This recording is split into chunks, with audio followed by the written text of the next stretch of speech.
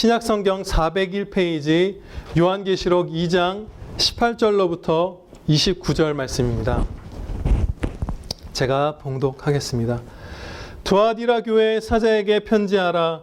그 눈이 불꽃 같고 그 발이 빛난 주석과 같은 하나님의 아들이 이르시되 내가 너의 사업과 사랑과 믿음과 섬김과 인내를 아노니 네 나중 행위가 처음 것보다 많도다. 그러나 너에게 책망할 일이 있노라. 자칭 선지자라 하는 여자 이세벨을 네가 용납함이니 그가 내 종들을 가르쳐 깨어 행음하게 하고 우상의 제물을 먹게 하는도다. 또 내가 그에게 회개할 기회를 주었으되 자기의 음행을 회개하고자 하지 아니하는도다. 볼지어다 내가 그를 침상에 던질 터이요 또 그와 더불어 간음하는 자들도 만일 그의 행위를 회개하지 아니하면 큰 환난 가운데에 던지고 또 내가 사망으로 그의 자녀를 죽이리니 모든 교회가 나는 사람의 뜻과 마음을 살피는 자인 줄 알지라. 내가 너희 각 사람의 행위대로 갚아주리라. 두아디라에 남아있어 이 교훈을 받지 아니하고 소위 사탄의 깊은 것을 알지 못하는 너희에게 말하노니 다른 짐으로 너희에게 지울 것은 없노라. 다만 너희에게 있는 것을 내가 올 때까지 굳게 잡으라. 이기는 자와 끝까지 내 일을 지키는 그에게 만국을 다스리는 권세를 주리니 그가 철장을 가지고 그들을 다스려 질그릇 깨뜨리는 것과 같이 하리라. 나도 내 아버지께 받은 것이 그러하니라. 내가 또 그에게 새벽별을 주리라. 귀 있는 자는 성령이 교회들에게 하시는 말씀을 들을지어다. 아멘. 본문 말씀 요한계시록 2장 18절로부터 29절 새벽별을 주리라는 복된 제목으로 선포하도록 하겠습니다. 두아디라 교회는 그 사도행전에서 자색 옷감을 이곳에서 장사하던 루디아 자매님과 그 온 가족이 예수님을 믿게 된 일로 우리에게 친숙한 지역이죠. 두아디라 출신의 그 루디아 자매님과 그 온 가족이 예수님을 믿는 경건한 성도가 되었잖아요. 이 두아디라 교회는 점점 더 거룩한 사업을 열심히 하고 더 사랑하고 인내하고 하는 또 섬기는 건강하게 성장하는 교회였습니다. 그래서 우리가 예수님께로부터 가장 받고 싶은 칭찬 그 가운데 한 가지를 이들이 받았어요. 너의 나중 행위가 처음 것보다 많도다. 너무나 행복한 교회였죠.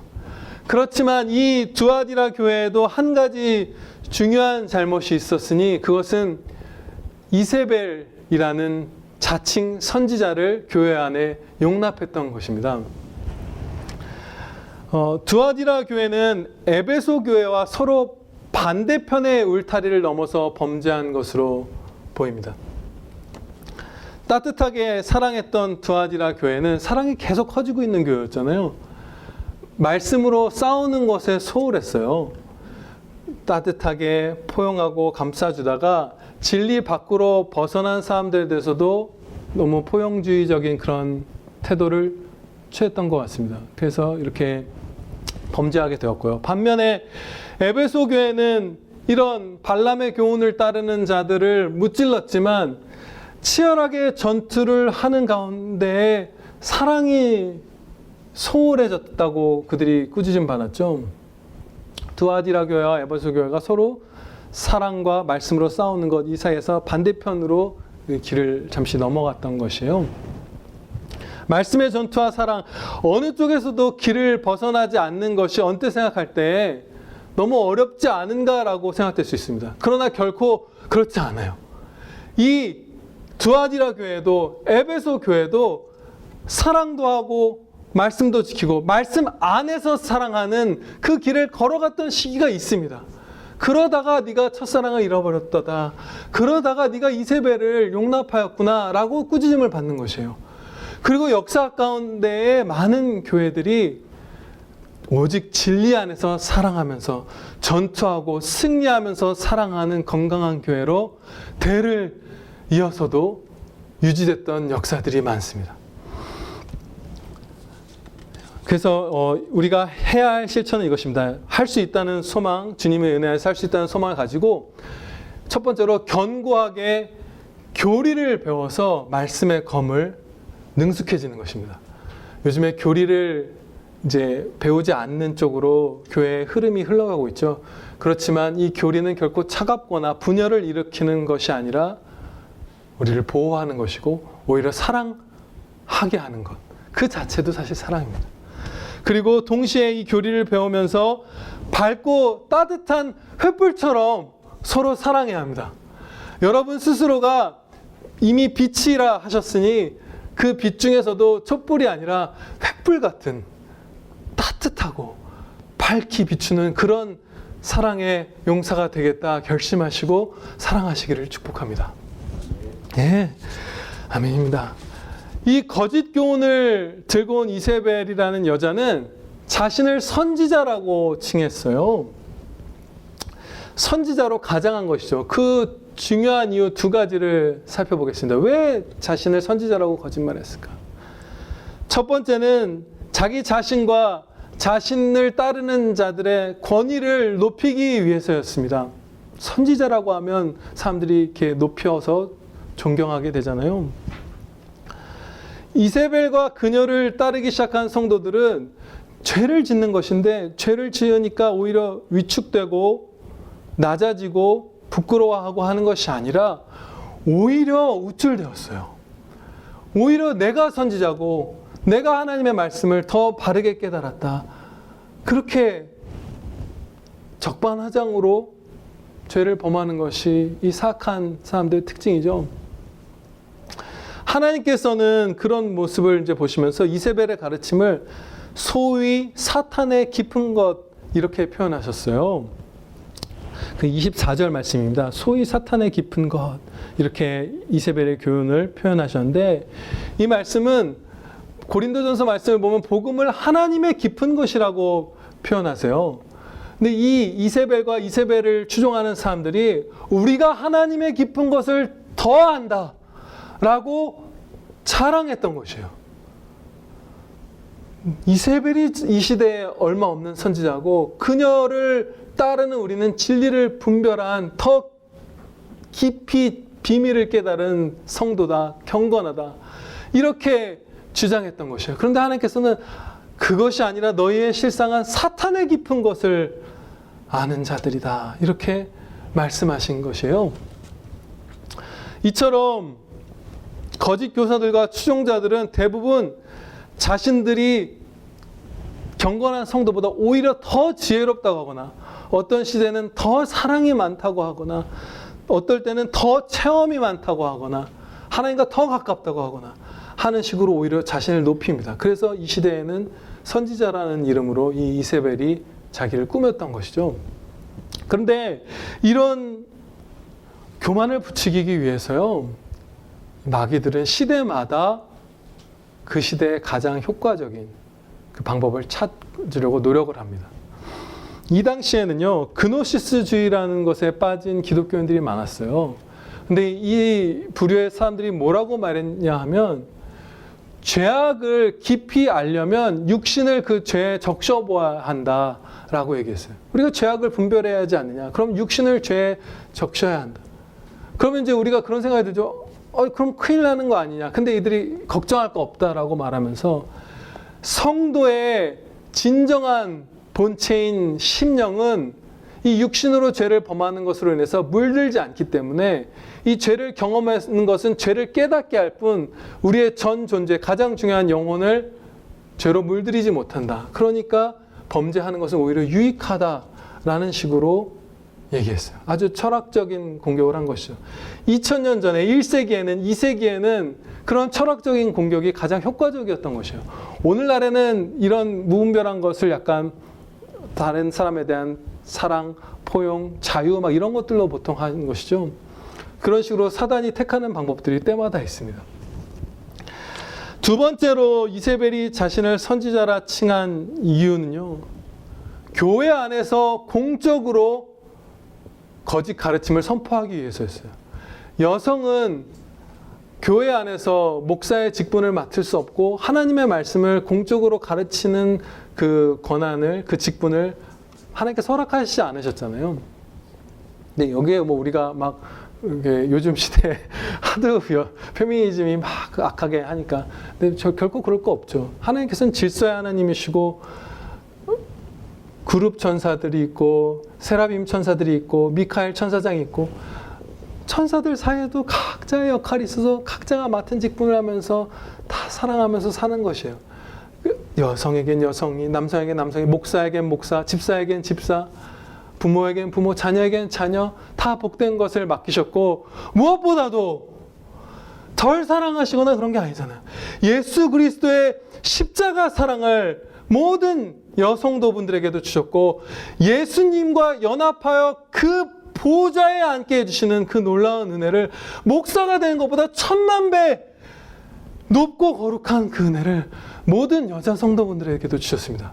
그러나 하나님께서 가장 완전하신 뜻으로, 선하신 뜻으로 이 땅에서, 이제 그 이유는 오늘 살펴보지 않겠지만 다른 성경 말씀에서 가르쳐 주세요. 남자들에게만 이 목사의 직분을 맡기셨어요. 그런데 예외적으로 구약시대에 여선지자분들은 공적으로 하나님의 말씀을 선포하는 것이 가능했습니다. 그래서 여자인 이세벨은 자신을 선지자라고 가장해서 강단에 설 기회를 얻고자 했던 것이에요. 어떻게 해서 그렇다면 이 드아디라 교회, 사랑도 많이 하는 이 건강한 교회가, 점점 더 성장해가는 이 충성된 교회가 이세벨을 선지자로 착각할 수 있었을까요? 물론 지난주에 우리가 디모데후서 말씀에서 살펴봤다시피 자신의 정욕을 만족시켜줄 거짓 스승을 스스로 세우는 경향이 이 죄인들에게 있잖아요. 거듭난 성도라 할지라도 죄로 치달을 때에는 내 정욕의 귀를 만족시켜줄 스승을 찾고 세우잖아요. 그런 부분이 물론 있죠. 완전히 속아 넘어간 것이 아니라 일부러 속아 넘어간 부분이 분명히 있습니다.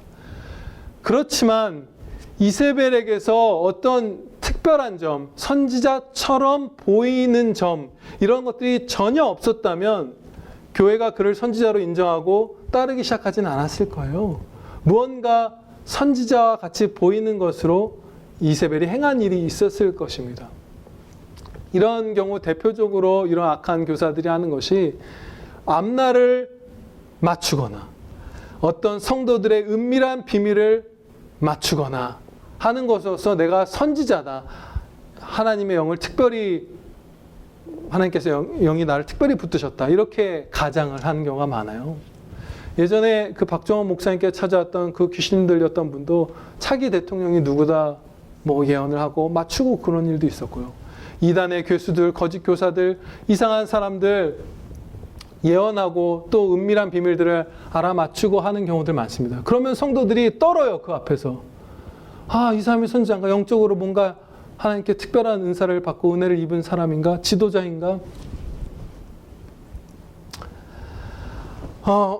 그런 식으로 해서 마귀들은, 혹은 마귀들의 종을 마귀들은 꾸며주는 것이죠. 미래를 알고 미래를 주관하고 능력이 있고 사람의 마음속을 사세히 살피는 존재라고 마귀들을 두려워하게 만들고 그들의 종을 존경하게 만드는 것이에요. 하지만 하나님께서 가르쳐 주시듯이 마귀들은 미래를 모릅니다. 미래를 몰라요. 어떻게 보면 알 수 없고요. 전혀 미래를 아는 존재들이 아니고요. 그리고 마귀들은 미래를 주관하지 못합니다. 모래알 하나만큼도 미래를 마귀들이 결정할 능력이 없어요. 그리고 사람의 마음속을 샅샅이 살펴볼 수 있는 지혜도 능력도 권한도 마귀에게 없습니다. 아무것도 없어요, 이 세 가지가. 그런데 어떻게 해서 미래를 맞추기도 하고 마음을 맞추기도 하는가? 대표적으로 그들의 이 두 가지 특성만 살펴보아도 그것이 가능하구나라는 걸 우리가 알 수 있어요. 그것은 무엇이냐면요, 그들이 정보력과 경험에 있어서 사람보다 월등하다는 점이에요. 그들은 영이잖아요. 그래서 온갖 곳에 가서 정보를 얻을 수 있어요. 욥의 식탁에도 마귀는 갔었고 사울 왕의 뜰에도 갔었던 것이에요. 어디든 가서 보고 싶은 겉모습들을 살펴볼 수 있어요. 정보를 수집할 수 있어요. 그래서 만약에 대통령 선거를 맞춘다 예를 들면 그 마귀의 세력들은 유력한 후보들 A 후보의 치부도 알고 그들이 무슨 대화를 하고 있는지도 알고 B 후보가 무슨 전략을 짜고 있는지도 알고 전국 팔도 각지에 A 후보의 지지자들이 얼만큼 있는지 보고 돌아다니고 집회에 몇 명이 모였는지 이런 걸 다 보고 아는 거예요. 정보력이 워낙 탁월한 거예요. 그리고 정보력이 있는 동시에 이들은 아담의 때부터 같은 마귀들이 살아 활동하잖아요. 영적으로는 죽었지만 그들이 이 땅에서 아직 활동한 기회가 있잖아요. 그렇기 때문에 경험이 너무나 엄청나죠. 아, 이런 식으로 가면 이런 결과가 되겠구나라는 것을 어느 정도 하나님께서 어떻게 섭리하시는지를 경험적으로 아는 것인 거예요. 그래서 상당 부분 그 정보력과 경험을 가지고 또 명철하잖아요. 그들이 진짜 진리를 따르는 그 참 거룩한 지혜는 없지만 이 지성의 활동은 탁월한 천사들이었잖아요. 타락한 천사잖아요. 그들이 그 정보력과 경험을 가지고 얼마든지 미래를 맞출 수 있고 내가 혼자 방에서 저지른 그 죄들도 알고 그 은밀한 비밀들도 찔러 들어올 수 있는 것이에요. 그렇게 해서 자신을 하나님처럼 가장하고 자신의 종 이세벨 같은 삶을 선지자로 꾸미는 것입니다. 그런데 우리는 이 마귀들의 무력함을, 그들이 미래를 알지도 못하고 모래 하나만큼도 미래에 있어서 주권을 가지고 있지 못하다는 사실을, 마음도 모른다는 사실을 통성기도, 부르짖는 기도에서 체험적으로 밝히 알 수 있습니다. 생각을 해보면 이게 굉장히 정말 하나님의 영광이 밝히 드러나는 것이에요. 마귀의 무력함이 드러나고. 왜냐하면요, 하나님께서는 함께 모여 통성으로 기도하고 또 부르짖어 소리내어 간구하라 많이 가르치시고 그런 장면들이 성경에 많이 있잖아요. 그렇게 인도하시죠. 그런데 그렇게 소리내서 기도드린다는 건 우리의 가장 위태로운 부분들, 아픔들, 약점들, 필요한 구원, 도움들 이런 거를 마귀가 다 듣게 말하는 거예요. 마음속에서 신음하면서 기도하면 마귀가 헤아리지 못할 부분들이 많은데 다 소리내서 공표하는 것입니다. 다 듣는 거예요. 걔네가 돌아다니면서. 걔네가 다 들어도 부르짖어 간구한 사람은 하나님께 그대로 은혜를 입습니다. 하나님께서 돌보시는데 하나도 마귀가 방해를 못해요. 어떻게 보면 하나님께서 마귀를 조롱하시는 거예요. 행복하죠? 네. 마귀는 피조물이고 오직 하나님만이 하나님이십니다. 예수님께서는 드아디라 교회에 자신을 계시하시기를 그 눈이 불꽃 같고 그 발이 빛난 주석과 같은 하나님의 아들이다 이렇게 계시해 주셨어요. 불꽃 같은 눈은 모든 것을 통찰하시는 주님의 그 지혜로운 전지전능한 눈을 나타내죠. 가장 교묘하고 깊은 이세벨의 죄악까지도 다 보신다라는 것을 나타내시는 거예요. 그 발이 빛난 주석과 같다는 것은 다니엘서에 기록된 그 느부갓네살 왕의 꿈의 한 부분과 이렇게 연결되어 있는 표현 같습니다. 거기서 이 땅의 어떤 한 왕국을 표현할 때 진흙과 쇠가 이렇게 섞여서 막 부분 섞여서 만들어진 발로서 그 왕국을 표현했고, 그 왕국은 진흙 부분과 쇠 부분이 섞이지 않아서 분열이 생기고 또 그 구조적으로 약하잖아요. 막 흙과 쇠가 막 이렇게 듬성듬성 있으니까. 그래서 무너져 버리고 또 진흙이니까 어떻게 보면 더럽죠. 이런 것들을 그 느부갓네살 왕의 특별한 꿈으로 이 땅의 왕국을 표현하셨거든요. 그것과 반대로 주님의 왕국은 그 빛나는 주석 같은 발로서 영광되고 흠을 한 군데도 찾아볼 수 없고 깨지지 않고 변함없는 완전한 나라, 완전한 통치가 바로 주님께 있다. 주님의 나라다라는 것을 드러내신 거예요. 아무리 마귀들이 선지자로 가장하고 권능으로 가장해서 공격하여도 주님이 짓밟으실 거예요. 이 발로. 그리고 하나님의 아들이라는 뜻은 하나님이시라는 뜻입니다. 사람의 아들이 사람인 것처럼 예수님이 하나님의 아들이시기 때문에 하나님이시다라는 뜻이에요. 우리도 하나님의 아들이라고 하시면 우리는 사람이라는 피조물인데 예수 그리스도 안에서 양자로 입양된 것이죠. 근데 하나님께서 낳으신 하나님인 아들은 성자 하나님인 예수 그리스도 한 분뿐이십니다. 내가 하나님이다. 염려하지 말아라. 그리고 나를 경외하라. 따르라. 지금 가르쳐 주시는 것입니다. 이러한 예수님의 모습이 이 불꽃 같은 눈과 빛난 주석과 같은 발과 하나님의 아들이심이 이세벨과 그녀의 추종자들에 대한 엄중한 징계의 경고에서 또 그 징계에서 밝히 드러났습니다. 22절, 23절에서 그 징계에 대해서 말씀하시고 23절 하반부에서 이렇게 말씀하셨습니다. 모든 교회가 나는 사람의 뜻과 마음을 살피는 자인 줄 알지라. 내가 너희 각 사람의 행위대로 갚아주리라. 아멘. 내가 다 너의 가장 마음 깊숙한 곳까지 알고 있다. 스스로 선지자라 속이고 나는 하나님의 깊은 것을 더 깨달은 자라고 너희 추종자들이 아무리 가장하여도 내가 불꽃 같은 눈으로 보고 너에게 징계를 하노라. 회개치 않는다면 그 불꽃 같은 눈의 주님이심이 여기서 확연하게 밝히 다시 한번 계시되는 것이에요. 이 부분에서요, 사람의 뜻이라는 말씀, 23절의 가운데 부분입니다. 23절 두 번째 줄에 나는 사람의 뜻과 마음을 살피는 자인 줄 너희가 이제 알게 될 것이다. 이렇게 말씀하는데 이 뜻이라고 번역된 단어는 1차적으로 신장을 나타내는 뜻이에요. 이 장기. 우리의 몸속 깊숙이 있고 우리가 그 존재를 거의 느끼기도 힘든 이 신장이라는 장기를 나타내는 것이 1차적인 의미예요. 근데 동시에 그와 유사하게 우리의 영혼 가장 깊숙한 곳에 있는 의도, 욕망 이런 것들을 이 신장이라는 1차적 의미를 가진 단어로 나타내신 것이죠.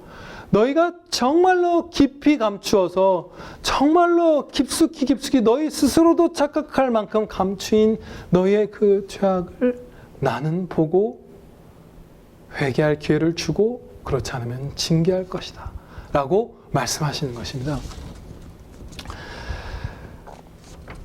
예수님께서는요, 이렇게 불꽃 같은 눈으로 모든 죄악의 내막을 아시고서도 그 신장을 살피시고서도 곧바로 징계하지 않으셨어요. 회개할 기회를 이세벨에게조차도 주셨습니다. 21절 말씀입니다. 내가 그녀에게죠. 내가 그녀에게 회개할 기회를 주었을 때 자기의 음행을 회개하고자 하지 아니하는도다. 이 가장 악한 죄인에게도 회개할 기회를 주십니다.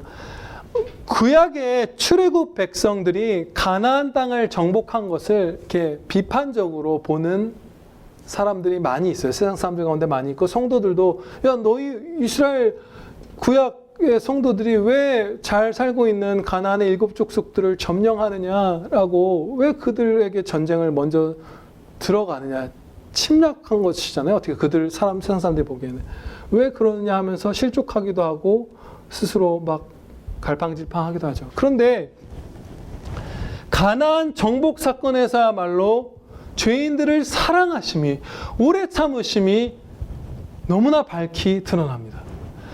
하나님께서는 이스라엘로 하여금 가나안 땅을 정복하게 하신 이유가 그 가나안 땅이 죄악으로 관영하여서 그들의 죄에 대한 의로운 심판을 이스라엘을 사용하셔서 치르신 것이었어요.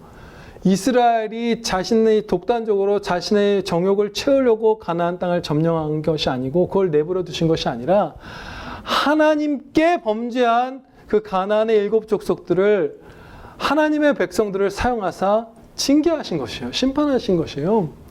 그런데 아브라함을 부르셔서 가나안 땅을 너에게 주리라 한 후에 400년 뒤에 주셨잖아요. 가나안 땅. 아브라함은 못 받았어요. 아브라함은 못 들어갔어요. 그 사랑스러운 성도가 그 아들들 이삭도 야곱도 또 성경에 요셉도 이름이 기록되지 않은 수많은 사람들 모세도 못 들어갔어요.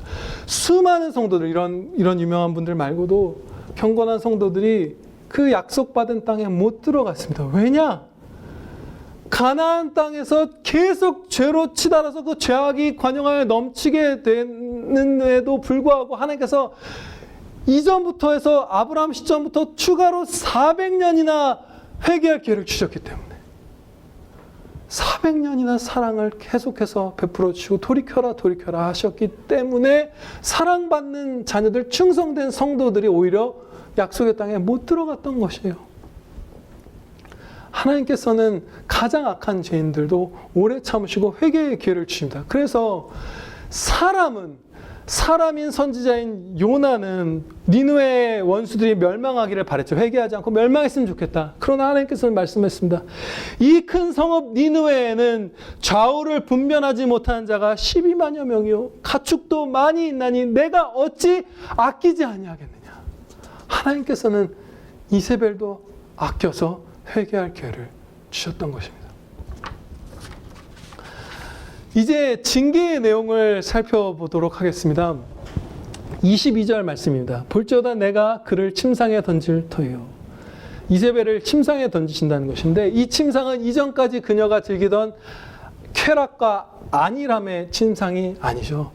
어떤 육신의 질병 같은 것에 또 영혼의 질병에 크게 들어가게 하셔서 고통의 침상에 몸져 눕게 하신다는 그런 징계예요.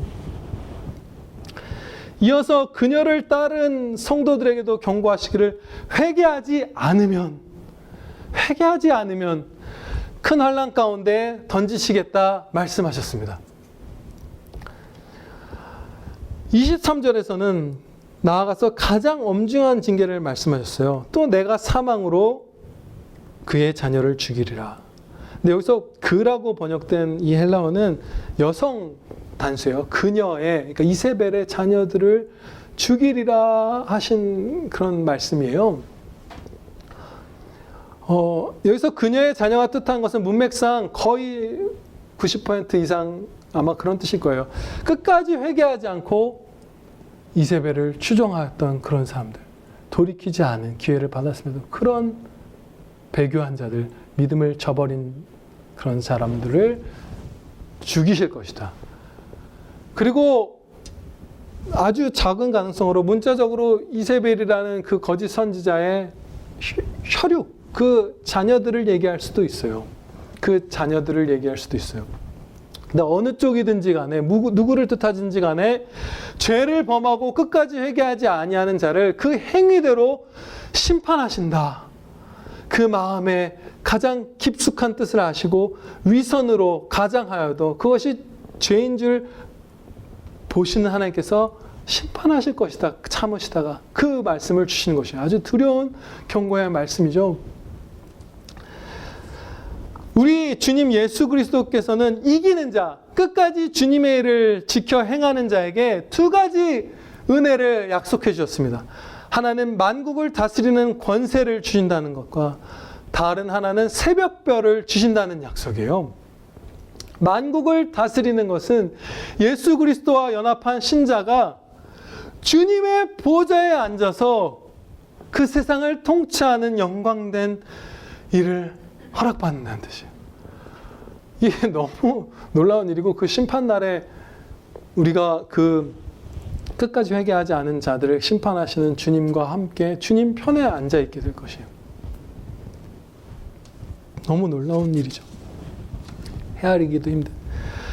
그리고 새벽벌이라는 말씀은 이 요한계시록 이 책의 뒷부분에 22장 16절에서 예수님께서 자신을 광명한 새벽별이다 라고 가르쳐 주셨어요. 그러니까 이 새벽별을 주리라는 것은 가장 밝히 빛나는 별로서 빗대어서 그 빛나는 영광의 주님 자신을 우리에게 주신다라는 약속인 것입니다. 네. 근데 우리는 아예 경험하지 못한 것을 갈망할 수는 없잖아요. 또 유사한 것이라도 경험해 봐야만 어느 정도 바라고 소원하고 하잖아요. 근데 광명한 새벽별이신 예수님을 주신다는 것을 지금 격려로서, 동기부여로서 우리에게 말씀해 주신 것이죠.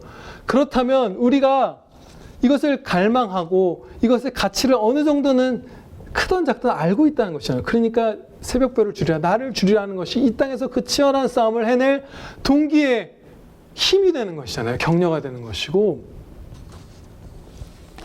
그렇기 때문에 우리에게는 크든지 아니면 꺼져가는 심지와 같든지 주님을 갈망하는 불씨가 영혼 가운데 있습니다. 주님의 영광을 아주 밝게 본 성도든지 상대적으로 훨씬 작게 본 성도든지 본 적이 다 있고, 그 본 것으로 인해서 그 무한히 귀한 그 주님을 갈망하는 마음도 크든지 작든지 반드시 성도 안에 그 불길이 있는 것이에요. 여러분에게 몇 가지 질문을 던진 뒤에 마지막으로 한 가지 중대한 적용을 하고 마치도록 하겠습니다. 저도 스스로에게 이 질문을 해보았고요. 계속 할 것입니다. 여러분의 영혼의 질문을 드립니다. 선한 일과 사랑과 믿음과 섬김과 인내가 커져가고 계십니까? 내 안과 밖에 거짓과 싸워서 이기고 계십니까?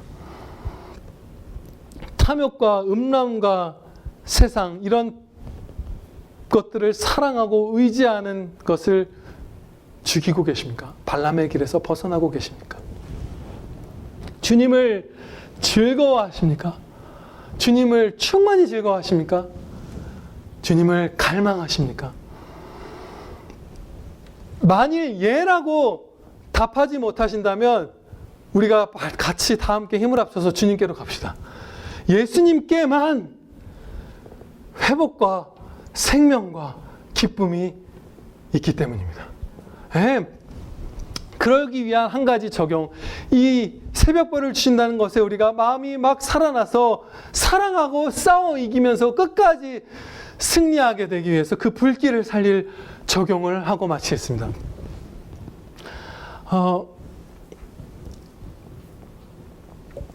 그 불길을 살리는 이 방법을 시편 111편 10절 말씀에서 우리가 아주 놀랍게 그 비밀을 배울 수 있습니다. 구약성경 887페이지입니다. 887페이지 시편 111편 10절 말씀입니다. 제가 이 111편 10절 말씀 봉독하겠습니다. 여호와를 경외함이 지혜의 근본이라 그의 계명을 지키는 자는 다 훌륭한 지각을 가진 자이니 여호와를 찬양함이 영원히 계속되리로다. 아멘. 먼저 지금 제가 마지막으로 우리에게 적용하고 싶은 이 실천은 여호와를 경외하는 것입니다. 여호와를 경외하는 것이에요. 이것이 얼마나 복된지 살펴보고 마칠게요. 이 시편 111편 10절 말씀은 마치 체인처럼 연결된 그 연쇄 작용들, 연쇄적인 회복과 행복의 그 모습을, 그 비밀을 계시해 주신 말씀이에요. 5단계의 이 단계가 있죠. 여호와를 경외하는 것, 지혜롭게 되는 것, 하나님의 계명을 지키게 되는 것, 훌륭한 지각을 갖게 되는 것, 영원토록 계속해서 찬양드리게 되는 것. 이 복된 단계가 연쇄적으로 일어납니다. 성경에서 지혜라는 말씀의 뜻은요, 이 말씀을 주려고 오늘 유은하 쌤도 지식과 지혜에 대해서 그 간구를 하셔서 지혜를 구하였죠.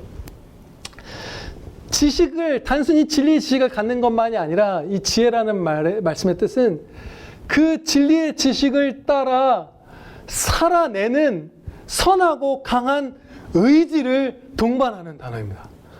그냥 뭔가를 아는 것은 지식이고, 지혜는 이 진리를 깨달은 것에 더하여 그 깨달은 진리대로 사는 의지, 이것까지 가진 자가 지혜로운 자라, 이렇게 하나님께 칭함받는 것이에요. 그러니까 여호와를 경외하는 자에게 거룩하고 강한 의지가 생겨서 그 다음 단계로 가는 것이죠. 계명을 지키는 자가 될 수 있는 것이에요. 그리고 계명을 지키는 자는 훌륭한 지각을 갖게 되죠. 근데 이 지각은 바로 우리가 지금 사모하는 목적, 예수 그리스도를 배웁게 되는 지각입니다. 예수님의 영광을 믿음으로 이 땅에서 배우는 지각을 바로 이 사람이 갖게 되는 것이에요. 지혜로운 자가. 왜 이 지각이, 여기서는 이제 시잖아요. 이 말씀은 아주 함축적으로 표현했지만 왜 이 지각이 주님의 영광을 볼 수 있는 지각인가 하면 그 결과가 여호와를 찬양함이 영원히 계속되는 것이기 때문이에요. 예수님의 영광을 보고 찬양하게 만드는 지각인 것이에요. 이 지각은 영광을 보는 지각입니다. 지금 살펴본 5단계를 이렇게 보았기 때문에 언뜻 어렵고 복잡하게 들릴 수 있어요. 전혀 그렇게 생각할 필요가 없습니다. 여호와를 경외하는 것이 우리가 사는 것의 구원의 복의 유일한 시작인 것입니다. 네, 그것이 다른 시작은 없어요. 하나님을 경외하기 시작할 때 우리가 모든 복을 누리고 가장 큰 복인 예수님을 기뻐하는, 예수님을 찬양드리는 그 복에까지 가게 될 수 있는 것입니다. 유일한 시작인 것이요. 그러면 경외함은 어떤 것이죠? 감히 하나님과 하나님의 말씀을 우리가 가볍게 여기지 말아야 할 것입니다. 무한히 중요하게 여겨야 할 것이에요. 다음으로는 우리가 하나님만 두려워해야 합니다. 마귀도 아무 두려워할 것이 아닌 것은 아까 우리가 통성기도나 이런 얘기에서도 배웠죠. 마귀의 종일 뿐인 악한 불신자들도 두려워할 대상이 아니에요. 우리의 영혼을 지옥에 던져 넣으실 수 있는 하나님만이 두려워할 뿐이십니다. 그리고 세 번째로 하나님을 범사에 인정합시다.